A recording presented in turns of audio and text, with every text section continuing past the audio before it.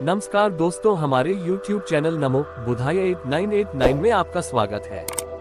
दोस्तों, किसी भी कार्य करने से पहले एक बार उसे अवश्य सोचना चाहिए। एक युवक ने विवाह के 2 साल बाद परदेश जाकर व्यापार करने की इच्छा पिता से कही। पिता ने स्वीकृति दी तो वह अपनी गर्भवती पत्नी को माँ बाप के जिम्मे छोड़कर व्यापार करने चला गया और फिर परदेश में मेहनत से बहुत धन कमाया और वह धनी सेठ बन गया।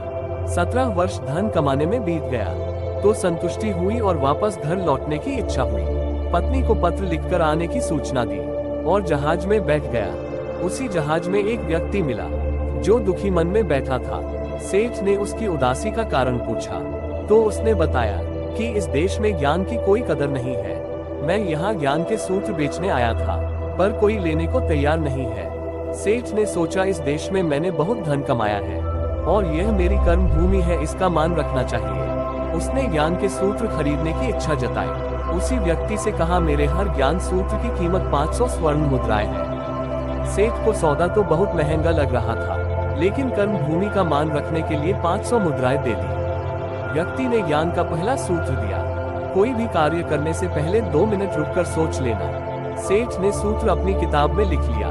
कई दिनों की यात्रा के बाद रात्रि के समय सेठ अपने नगर को पहुंचा।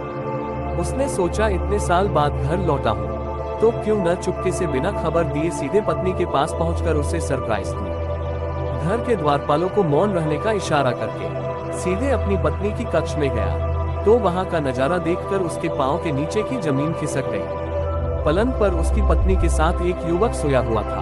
अत्यंत क्रोध में सोचने लगा कि मैं परदेश में भी इसकी चिंता करता रहा और यहाँ अन्य पुरुष के साथ आज मैं दोनों को जिंदा नहीं छोड़ूंगा। क्रोध में तलवार निकाल ली।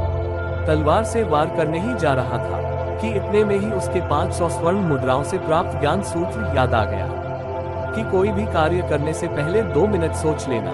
सोचने के लिए रुका, तलवार पीछे खींची तो एक बर्तन से टकरा गई। बर्तन नीचे गिरी तो पत्नी की नींद खुल गई। जैसे उसकी नजर अपने पति पर पड़ी, वह खुश हो गई और बोली, आपके बिना जीवन सुना सुना था, इंतजार में इतने वर्ष निकले ये नहीं जानती हूँ। सेठ तो पलंग पर सोए पुरुष को देखकर क्रोधित था।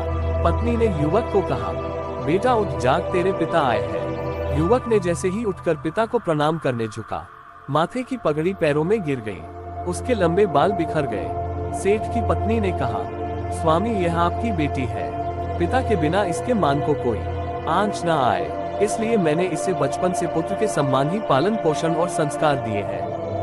दोस्तों, कहानी अच्छी लगी हो तो सेठ की तरह आप भी मुझे ज्ञान सूत्र के बदले स्वर्ण मुद्राएं भले ही मत दो, लेकिन आपसे विनती है कि आप हमारे YouTube चैनल को एक लाइक और सब्सक्राइब एवं अपने दोस्तों और परिवारों के साथ शेयर जरूर करें।